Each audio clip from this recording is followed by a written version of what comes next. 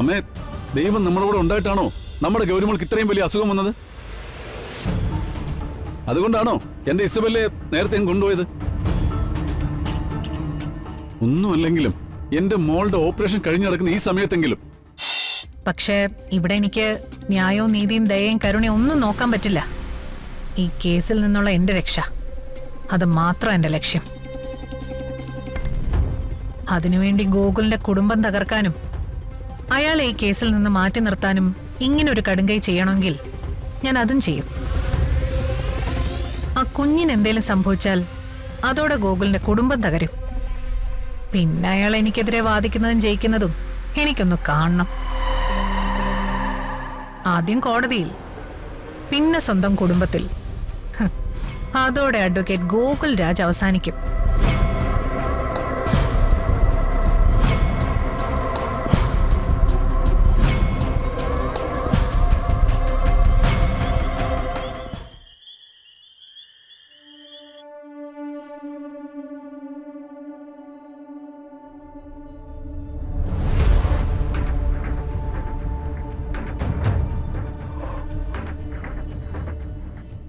അർച്ചനയ്ക്ക് ഓർമ്മ തിരിച്ചു കിട്ടുമ്പോ എന്നെ തിരിച്ചേൽപ്പിക്കാന്ന് ഇയാൾ എനിക്ക് വാക്ക് തന്നതാ. പക്ഷെ ഇപ്പൊ കാല് മാറി. എന്റെ വക്കീലിനെ വരെ വിലക്കെടുത്തു ഇയാള്. ഇനി എനിക്ക് കാത്തിരിക്കാൻ പറ്റില്ല. ഇപ്പോ ഈ നിമിഷം ഞാൻ എന്റെ ഭാര്യയും കൊണ്ടുപോകും. തടയാനെങ്ങാനും ശ്രമിച്ചാ ഇവിടെ കൊലപാതകം നടക്കും. ഇത്രയും നാൾ ഞാൻ ഭയപ്പെട്ടെന്ന് സംഭവിച്ചു. എല്ലാവരുടെ മുന്നിലും ഞാനിപ്പോ ഒരു കോമാളിക്ക് തുല്യോ. ഇനി എത്ര നാളിങ്ങനെ മുന്നോട്ട് പോകാൻ കഴിയും? എടാ,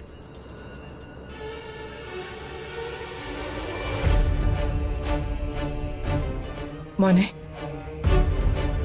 എത്രയോ നാളായി നമ്മളെല്ലാം പേടിച്ചിരുന്നത് ഈ ഒരു നിമിഷത്തെയായിരുന്നു. അവളുടെ യഥാർത്ഥ അവകാശികൾ എന്നെങ്കിലും അവളെ അന്വേഷിച്ചു വന്ന എന്തു ചെയ്യുമെന്നുള്ള പേടിയില്ല ഇത്രയും നാള് നമ്മൾ ജീവിച്ചത്.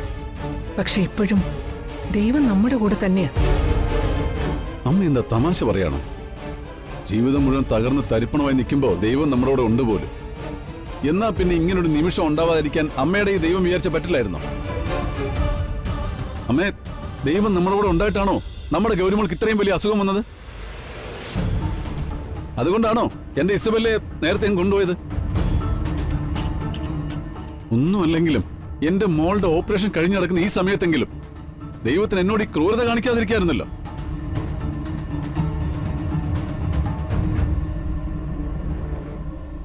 എന്നിട്ടും അമ്മ പറയുന്നു ദൈവം നമ്മുടെ കൂടെയാണെന്ന്. ഇതിലും വലിയ തമാശ ലോകത്ത് വേറെ ഉണ്ടോ അമ്മേ? നീ വിചാരിക്കുന്നത് പോലെയല്ല. ദൈവത്തിന് എല്ലാത്തിനും ഓരോ പദ്ധതികളുണ്ട്.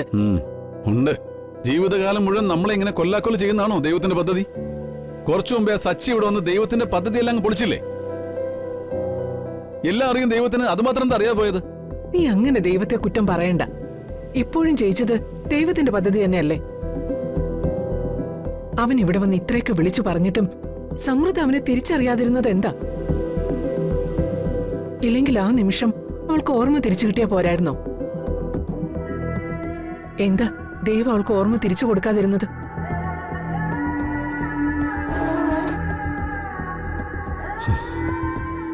കൺമുമ്പിൽ ഇത്രയൊക്കെ കണ്ടിട്ടും അവൾ ഒന്നും തിരിച്ചറിഞ്ഞില്ലെങ്കിൽ ഇനി ഒരു കാലത്തും അവൾ ഒന്നും തിരിച്ചറിയാൻ പോകുന്നില്ല. എന്ന് അമ്മയോട് ദൈവം നേരിട്ടിറങ്ങി വന്ന് പറഞ്ഞോ, അതോ ഫോൺ ചെയ്ത് പറഞ്ഞോ? നീ പരിഹസിക്കണ്ട. ദൈവങ്ങളൊന്നും ആരോടും ഒന്നും ഇറങ്ങി വന്ന് പറയില്ല. അവര് കാണിച്ചു തരുന്ന ചില സൂചനകളാ. അത് മനസ്സിലാക്കേണ്ടത് നമ്മളാ. ഇത്രയും വലിയ വക്കീലായിട്ട് നിനക്കൊന്നും മനസ്സിലാവുന്നില്ലേ?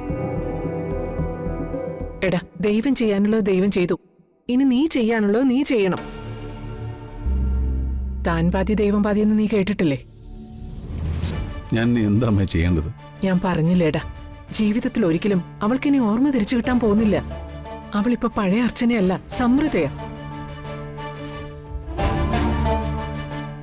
ഇപ്പൊ അവള് നിന്റെ ഭാര്യയും ഗൗരിമോളുടെ അമ്മയോ സച്ചിയുടെ ഭാര്യയായിരുന്നു എന്ന കാര്യം അവൾ ഓർക്കുന്നു പോലുമില്ല. അതുകൊണ്ട് എന്താ അമ്മ അവളുടെ ഭാഗത്ത് നിന്ന് വരെ ചിന്തിച്ചു നോക്കിയിട്ടുണ്ടോ? അമ്മയൊരു സ്ത്രീയല്ലേ അമ്മേ? അവളെ പോലെ സ്ത്രീയോട് ഇത്രയും സ്വാർത്ഥത പാടുണ്ടോ? ഞാനെന്തിനാ ഇപ്പൊ അവളുടെ ഭാഗത്ത് നിന്നും ചിന്തിച്ചു നോക്കുന്നേ? എനിക്ക് വലുത് എന്റെ മകനും അവന്റെ കുടുംബമോ. ആ കാര്യത്തിൽ ഞാനെന്നല്ല ഏതൊരമ്മയും സ്വാർത്ഥയാ. ഇനി അവളോടുള്ള നിന്റെ പെരുമാറ്റത്തിലാ മാറ്റം വരേണ്ടത്. അമ്മ എന്തൊക്കെയാ അമ്മ പറയുന്നത്? എനിക്കൊന്നും മനസ്സിലാവുന്നില്ല. എടാ, നായ്ക്കോലം കെട്ടിയ നായായിട്ട് തന്നെ പെരുമാറണം.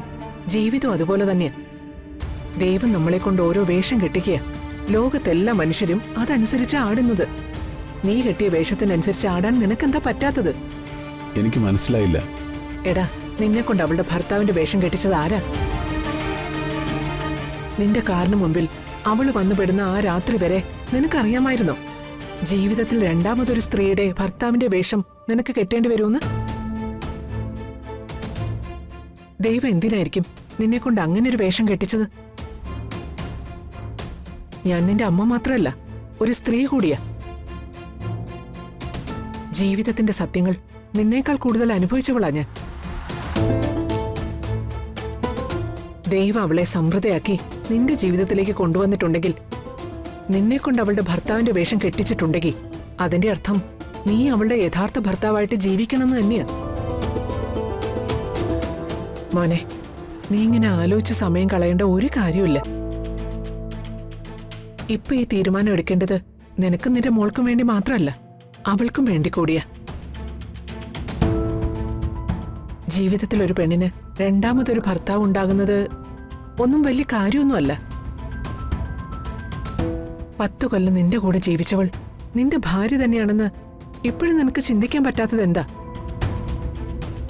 അമ്മ പറഞ്ഞതൊക്കെ ശരിയാ. ഇത്രയും കാലം ഞാൻ അങ്ങനൊന്നും ചിന്തിച്ചിരുന്നില്ല. ആദ്യം എനിക്കെൻ്റെ ഇസബെല്ലയെ മറക്കാൻ പറ്റിയില്ലായിരുന്നു. പക്ഷേ ഇസബെല്ലയുടെ സ്ഥാനത്ത് ഞാൻ അർച്ചനെ കണ്ടിട്ടില്ല എന്നമ്മ പറയരുത്. ഞാൻ ഇന്ന് ഈ ലോകത്ത് ഏറ്റവും കൂടുതൽ സ്നേഹിക്കുന്നത് അർച്ചനയാണമ്മേ. സച്ചി എന്നല്ല, ലോകത്തൊരാൾക്കും ഒരു നിമിഷം പോലും അർച്ചനയെ വിട്ടുകൊടുക്കുന്നതിനെ കുറിച്ച് എനിക്ക് ചിന്തിക്കാൻ പോലും പറ്റില്ല. എന്നെങ്കിലും മനസ്സ് മാറി എൻ്റെ ഗൗരിമോളുടെ യഥാർത്ഥ അമ്മയായി, എൻ്റെ ഭാര്യയായി അവൾ മാറുമെന്ന് ഞാൻ ഉറച്ചു വിശ്വസിച്ചിരുന്നു. ഇപ്പോഴും അങ്ങനെ തന്നെ വിശ്വസിക്കുക.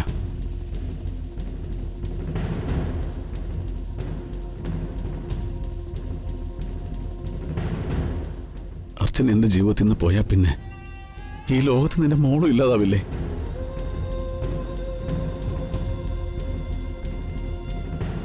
പിന്നെ ഞാൻ ജീവിക്കുന്നുണ്ട് എന്തർത്ഥമാണ് ഉള്ളത്? ആത്മഹത്യ അതിലും ഭേദം.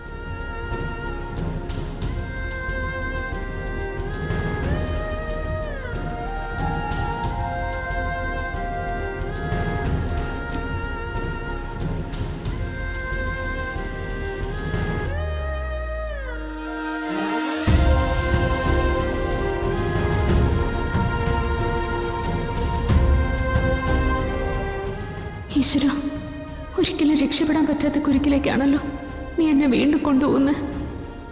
ഈ കുരുക്ക് മുറുകിയ എനിക്കിവിടെ നിന്ന് ഒരിക്കലും രക്ഷപ്പെടാൻ പറ്റില്ല. ഞാനിനി എന്ത് ചെയ്യണം?